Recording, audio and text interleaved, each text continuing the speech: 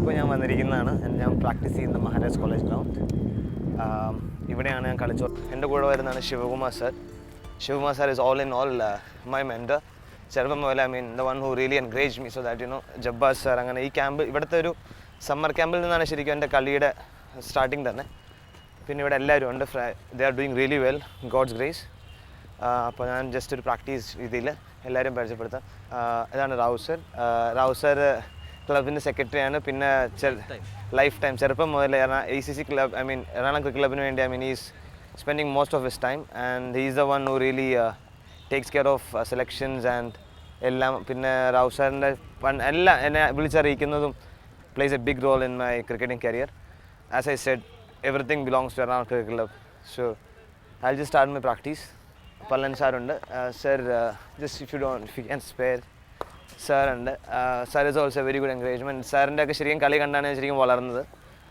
സാറെല്ലാം പഴയ big sixes. You can see that LIC building, he hit sixes to that building also.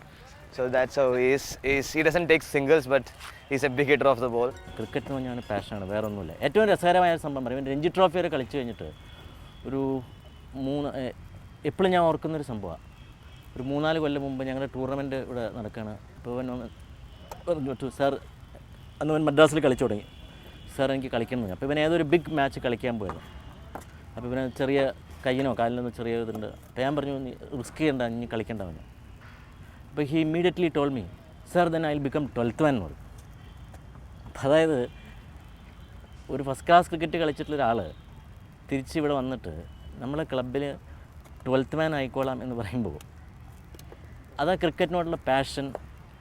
അത് ഞങ്ങളെപ്പോലുള്ളൊരു 30 കൊല്ലം ഞങ്ങൾ club നടത്തുന്നു.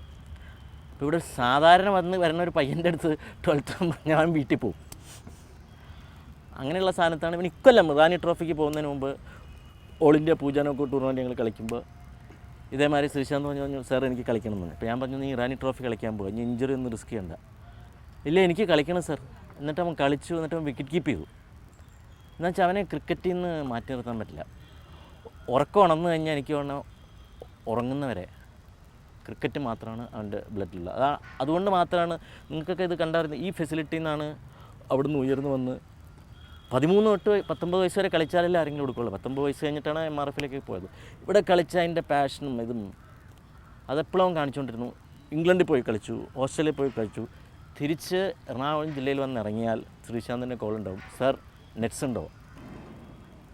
വൈകുന്നേരം ഒരു 10-12 പിള്ളേരുമായിട്ട് ശ്രീശാന്ത് ഇതേമാതിരി ഉണ്ടാവും. അതവൻ എന്നും തുറന്നുകൊണ്ട് ഇരുന്നിട്ടുണ്ട്. അതുതന്നെയാണ് അവൻ്റെ വിജയത്തിനുള്ള കാരണം. It's a big achievement for. ഇപ്പോൾ കേരളത്തിൽ നിന്ന് 2ാമത്തെ പ്ലെയർ എന്നൊക്കെ പറഞ്ഞാൽ ഇത് ക്രിക്കറ്റിൽ വളരെ വളരെ വളരെ കഠിനാധ്വാനം ചെയ്തിട്ട് ഉണ്ടായിട്ടുള്ളൊരു അച്ചീവ്മെൻറ്റാണ്. ഇനി കുറച്ച് ദൈവകൃപയും ലക്കും ഉണ്ടെങ്കിൽ അവൻ ടെസ്റ്റും കളിക്കും എന്നുള്ളതാണ് ഞങ്ങളുടെയൊക്കെ പ്രതീക്ഷ. ഇതാണ് എൻ്റെ ചേച്ചിയും ചേട്ടത്തിയും ചേട്ടനും മൂത്ത ചേട്ടൻ. ചേട്ടനും ചേച്ചിയുടെ കുട്ടികളും ഉണ്ട് ഇവിടെ. ഇത് ക്രിസ്മസിൻ്റെ ഒരു പ്രത്യേകതയാണ്. എല്ലാവരും പണ്ടത്തെ പോലെ ക്രിസ്മസ് എല്ലാവരും ഒത്തുകൂടാറുണ്ട് നമ്മുടെ വീട്ടിൽ. അപ്പോൾ ഇതൊരു എൻ്റെ അളിയൻ, ചേച്ചിയുടെ ഹസ്ബൻഡ് ഇല്ല, നിവേദിത സഞ്ജീവ്, നിങ്ങളെല്ലാവരും അറിയുമെന്ന് വിചാരിക്കുന്നു. സീരിയലിലും സിനിമകളിലൊക്കെ കാണണം. ഇപ്പോൾ ചേച്ചി അഭിനയം നിർത്തി, ചേച്ചി ബഹ്റിനിലോട്ട് പോകാനുള്ള തയ്യാറെടുപ്പിലാണ്. ബഹ്റിനിലാണ് ബാബുചേട്ടൻ അവിടെ എൻജിനീയറാണ്. പിന്നെ ഞാൻ ഇവരുടെ ചേച്ചിയുടെ ഒപ്പമാണ് ശരിക്കും ബാംഗ്ലൂരിൽ ഞാൻ പഠിച്ചത്.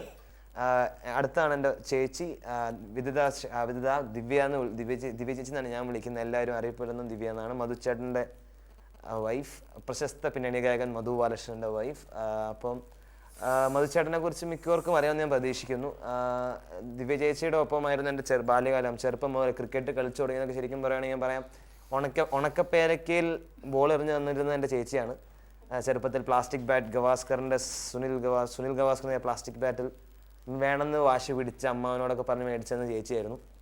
അതങ്ങനെ കാക്കൂരാണ് ഞാൻ എൻ്റെ ചെറുപ്പം മൊത്തം അമ്മൂമ്മയുടെ ഒപ്പം, കാക്കൂർ അമ്മയുടെ ഒപ്പം. പിന്നെ എൻ്റെ ഏടത്തിയാണ് ആയിരിക്കുന്നത്. ഏടത്തിയും ദുബിച്ചേട്ടൻ ചേട്ടൻ്റെ വൈഫാണ്. ചേട്ടൻ എൻ്റെ ചേട്ടൻ എന്ന് പറയുമ്പോൾ എൻ്റെ ഫസ്റ്റ് ആൻഡ് ഫോർമോസ്റ്റ് കോച്ച്, എന്നെ വാശി പിടിപ്പിച്ച ചേട്ടൻ. ചേച്ചിയുടെ കുട്ടിയാണ് നിഖിൽ, ഭവൻസ് പഠിക്കുന്നു. നിഖിലിൻ്റെ അനിയത്തിയാണ് നിരഞ്ജനി, അല്ലമീന് പഠിക്കുന്നു, സ്കൂളിൽ പോയിരിക്കുകയാണ്, എത്തിയിട്ടില്ല. പിന്നെ അതാണ് സോന ചേട്ടൻ്റെ മോളാണ്, നേവൽ പബ്ലിക് സ്കൂളിൽ പഠിക്കുന്നു. മധുചേട്ടനും ദിവ്യ ചേച്ചിയുടെയും ഏക മോനാണ്. മാധവ് ചോയ്സ് സ്കൂളിൽ ആണ് പഠിക്കുന്നത്. എനിവേ ലെറ്റ്സ് ടോക്ക് അബൌട്ട് എൻ്റെ ചേച്ചിമാരോടും ചേട്ടന്മാരോടും ചോദിക്കാം. ഞങ്ങളുടെ കോതമംഗലത്ത് നിന്ന് ശരിക്കും പറഞ്ഞാൽ എറണാകുളത്തേക്ക് വന്നതാണ് ഒരു ശരിക്കും ഇവന് ക്രിക്കറ്റിലേക്ക് വരാനുള്ള പ്രധാനപ്പെട്ട കാരണം. ഇപ്പോൾ ഇവിടെ വരികയും പിന്നെ അണ്ടർ 13 അതിന് മെയിൻ കാരണം എനിക്കൊരു ഫ്രണ്ട് ഉണ്ടായിരുന്നു, ഒരു ജയകൃഷ്ണൻ എന്ന് പറഞ്ഞ് തൃശ്ശൂരുള്ളത്. ആ ജയകൃഷ്ണനാണ് ഇതിൻ്റെ കട്ടിങ്സ് കൊണ്ടുവന്ന് ശ്രീശാന്തിനെ അതിന് വിടാൻ പറഞ്ഞപ്പോൾ ഞാനപ്പോൾ എനിക്ക് ഒട്ടും താല്പര്യം ഉണ്ടായിരുന്നില്ല.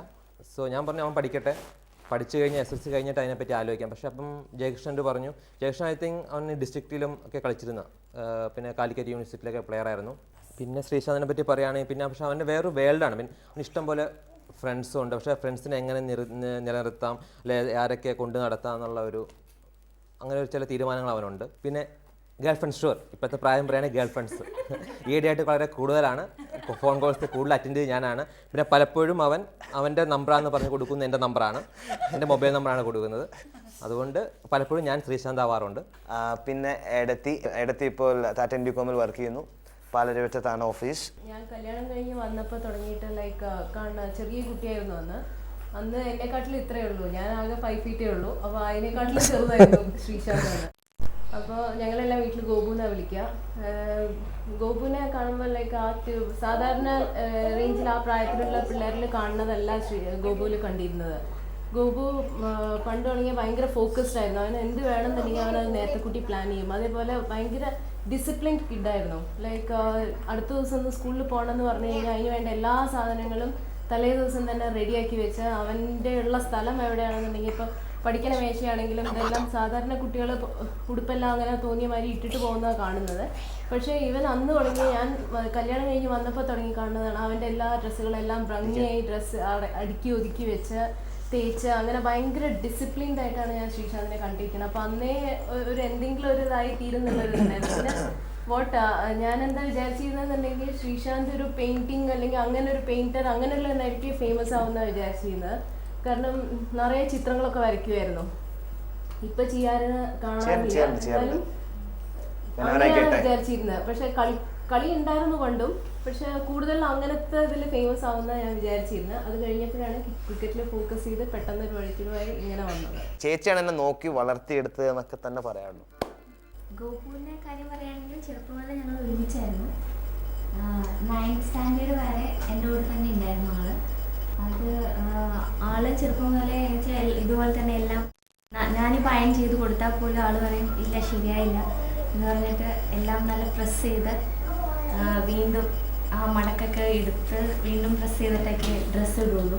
അതുപോലെ ഷൂസൊക്കെ ഭയങ്കര ക്ലീൻ ആയിരിക്കും. ഒരു LKG മുതലേ ആളെപ്പോഴും പെർഫെക്റ്റ്ലി ക്ലീൻ ആൻഡ് നീറ്റ് ആയിരിക്കും. പിന്നെ ചേച്ചി പറയൂ, ചേച്ചിയുടെ കൂടെയായിരുന്നു ബാംഗ്ലൂർ. എനിക്ക് ഒത്തിരി പറയാനുണ്ട്, പക്ഷെ എനിക്ക് എടുത്തു പറയാനുള്ള ഇതിൻ്റെ കഠിനാധ്വാനം തന്നെയാണ്. കാരണം എന്ന് വെച്ചിട്ടുണ്ടെങ്കിൽ ഞാൻ ബാംഗ്ലൂർ താമസിച്ചുകൊണ്ടിരുന്ന ആ സമയത്ത് വിദ്യാരണ്യൂര എന്ന് പറയുന്ന സ്ഥലത്തായിരുന്നു. അവിടുന്ന് ശരിക്കും പറഞ്ഞാൽ 16 കിലോമീറ്റേഴ്സിന് മേലെയുണ്ട് ഇതിൻ്റെ സ്കൂൾ വരെ. ഇവന് 4:30 മണിയാകുമ്പോഴത്തേക്കും ഇവന് ആഹാരം കൊടുത്ത് എൻ്റെ അടുത്ത് വരുമ്പോൾ ഇത്രേ ഉള്ളൂ, പൊക്കോ ഇല്ല, മെലിഞ്ഞുണങ്ങിയ ഒരു പാവം പയ്യനായിരുന്നു. ശരിക്കും പറഞ്ഞാൽ വർത്താനം പോലും പറയാറില്ലാത്ത ഒരു പാവം പയ്യനായിരുന്നു. അവിടുത്തെ പ്രിൻസിപ്പളൊക്കെ ഒരു മാഡായിരുന്നു. അവരൊക്കെ വിളിച്ച് എപ്പോഴും പറയും ഈ പയ്യനൊന്ന് ജസ്റ്റ് ഒന്നൊരു സ്മാർട്ടാക്കി എടുക്കുക എന്ന് പറയുന്നത്. കാരണം എനിക്ക് തോന്നുന്നു ഇവൻ സ്മാർട്ടായിരുന്നു, പക്ഷേ അവിടെ ഇതിലും വലിയ ജഗജില്ലന്മാരായിരുന്നു എന്ന് തോന്നുന്നു ക്ലാസ്സിലുള്ളൂ. അപ്പോൾ ഇവനങ്ങ് പാവമായതായിരിക്കാം. ഞാനിപ്പോൾ എൻ്റെ അച്ഛൻ്റെ അമ്മയുടെയും കൂടെയാണ് the one who is behind my success. I mean ഇവരുടെ രണ്ടൊരു അനുഗ്രഹവും പ്രാർത്ഥനയും ഇല്ലാണ്ട് ഒരിക്കലും എവിടെ എത്താൻ പറ്റില്ലെന്ന് എനിക്ക് ഉറപ്പുണ്ട്. ഇപ്പോഴും ഇവരുടെ ഫുൾ സപ്പോർട്ട്. ഐ മീൻ ഇവൻ ബാംഗ്ലൂർ പോയി പഠിക്കാനും എല്ലാം ഉണ്ട്. എൻ്റെ അച്ഛൻ VS നായർ, റിട്ടയർഡ് ആണ് LICയിൽ. അമ്മ TN സാവിത്രി ദേവി, തൃപ്പൂണിത്തുറ ഓഫീസറാണ് സബ് ട്രഷറിയിൽ. ഇപ്പോൾ എൻ്റെ അച്ഛനും അമ്മയ്ക്കും പല ചെറുപ്പകാലങ്ങളിലെ പലതും നിങ്ങൾക്ക് പറഞ്ഞു തരാൻ കുറേ വളരാനുള്ള ഇൻസിഡൻസ് ഉണ്ട്. അച്ഛനോടും അമ്മയോടും തന്നെ ചോദിക്കുക, അച്ഛന് എന്താണ് അച്ഛൻ്റെ അമ്മയുടെ അച്ഛൻ്റെയും ഒരു അഭിപ്രായങ്ങളും, എങ്ങനെയാണ് ഞാൻ വന്നത്, എങ്ങനെ ബാംഗ്ലൂർക്ക് പോയെന്നും, അങ്ങനെ പലർക്കും പലതും അറിയാൻ ആഗ്രഹമുണ്ട്. ഗോപുവിനെ സംബന്ധിച്ചിടത്തോളം ഞങ്ങൾ ശ്രീശാന്തിനെ ഗോപു എന്നാണ് വിളിക്കുന്നത്. വളരെ കൊച്ചായിരിക്കുമ്പോൾ തന്നെ ഈ എൻ്റെ സഹോദരങ്ങളുടെ കുട്ടികൾ എന്ന് പറയുമ്പോൾ ഗോപുവിൻ്റെ കസിൻസ് ഈ ഒഴിവ് സമയത്തും അല്ലാത്ത സമയത്തും ഒക്കെ ധാരാളമായിട്ട് ഞങ്ങളുടെ കുടുംബം അവിടുത്തെ ഗ്രൗണ്ടില്ല, വഴിയുള്ള ആ ഭാഗത്ത് മുറ്റത്തെല്ലാം കളിക്കുമായിരുന്നു ക്രിക്കറ്റ്. അപ്പോൾ ഇവൻ വളരെ കൊച്ചു കുട്ടിയായിരുന്നു. അപ്പോൾ ഈ കുട്ടിയെ സംബന്ധിച്ചിടത്തോളം അവനെ പന്ത് വെറുക്കാനാണ് അവർ ഉപയോഗിക്കാറുള്ളൂ. അവനെ മാറ്റി നിർത്തിയാണ് പതിവ്. അങ്ങനെ വന്നു കഴിഞ്ഞപ്പോൾ ഈ ചേട്ടന്മാരോട് ചെറിയ തോതിൽ അവൻ്റെ മനസ്സിലൊരു വിദ്വേഷം തന്നെ ഉണ്ടായെന്ന് എനിക്ക് തോന്നുന്നു. ഒരു വാശി, ആ വാശിയാണ് ഈ രീതിയിൽ കൂടുതൽ അതിനെപ്പറ്റി പഠിക്കുവാനും കളിക്കുവാനും അങ്ങനെ ഉയരുവാനുമുള്ള ഒരു താല്പര്യം അവൻ്റെ മനസ്സിലുണ്ടാക്കിയെടുത്തത് എന്നുള്ളതാണ് എൻ്റെ നിഗമനം. അമ്മ പറയാം, അമ്മയ്ക്ക് എന്ത് തോന്നും, ഞാൻ എന്താണ് ക്രിക്കറ്റ് എടുക്കാൻ കാരണം? അമ്മയ്ക്ക് പ്രത്യേകിച്ച് ഞാൻ പഠിക്കണം, ഫുൾ ടൈം പഠിക്കണം അങ്ങനെയൊക്കെ ആയിരുന്നു. പക്ഷേ എല്ലാ അമ്മമാരെ പോലെ എനിക്ക് ഇവൻ പഠിച്ചൊരു വലിയ ആളാവണമെന്നായിരുന്നു ആഗ്രഹം. പഠിച്ച് നല്ല നിലയിലെത്തണം, ഒരു നല്ല ജോലി സമ്പാദിച്ച് അച്ഛനും അമ്മയൊക്കെ നോക്കണം, അങ്ങനെയൊക്കെ ആയിരുന്നു എൻ്റെ ആഗ്രഹം. പിന്നെ നോക്കുന്നുണ്ട്. പിന്നെ 10ാം ക്ലാസ് കഴിഞ്ഞപ്പോൾ ഇവനതിൽ തന്നെ കോൺസെൻട്രേറ്റ് ചെയ്തപ്പോൾ എല്ലാവരും പറഞ്ഞു നല്ലതാണ്, നന്നായി വന്നാൽ ഇന്ത്യൻ ക്രിക്കറ്റിൽ എത്തിക്കഴിഞ്ഞാൽ നല്ലതാണെന്നൊക്കെ പറഞ്ഞപ്പം ഞാനും ഇപ്പം ഞാൻ വളരെ സന്തോഷമാണ്. എനിക്ക് വളരെ സന്തോഷമുണ്ട് എൻ്റെ മോൻ ഇവിടെ വരെ എത്തിയ സന്തോഷം. പിന്നെ എല്ലാം ദൈവാധീനമാണ്, യാതൊരു സംശയമില്ല. ഇവിടെ ഇവൻ്റെ സ്ഥിരോത്സാഹവും ആണ് കേട്ടോ, സ്ഥിരോത്സാഹം ഉണ്ട്. പിന്നെ ഒരു എയിം എപ്പോഴും അവനുണ്ടായിരുന്നു, ഇങ്ങനെ എത്തണം. അതിനുവേണ്ടി അവൻ ഒത്തിരി സാക്രിഫൈസ് ചെയ്യായിരുന്നു. അവൻ്റെ കസിൻസിൻ്റെ കല്യാണങ്ങൾ അങ്ങനെ ഒക്കെ വീട്ടിലുണ്ടാകുന്ന വലിയ ഫങ്ഷൻസ് ഒക്കെ അവൻ ഒത്തിരി മിസ് ചെയ്തിട്ടുണ്ട്. അങ്ങനെ അതിൽ നിന്നൊക്കെ മാറി നിന്നാണ് അവൻ ഇവിടെ വരെ എത്തിയത്. അതിന് ഏറ്റവും പ്രധാനം അവൻ്റെ എയിമായിരുന്നു. അവന് ക്രിക്കറ്റിലെ ഇനിയും ഉയരണം എന്നാണ് അവൻ്റെ ആഗ്രഹം.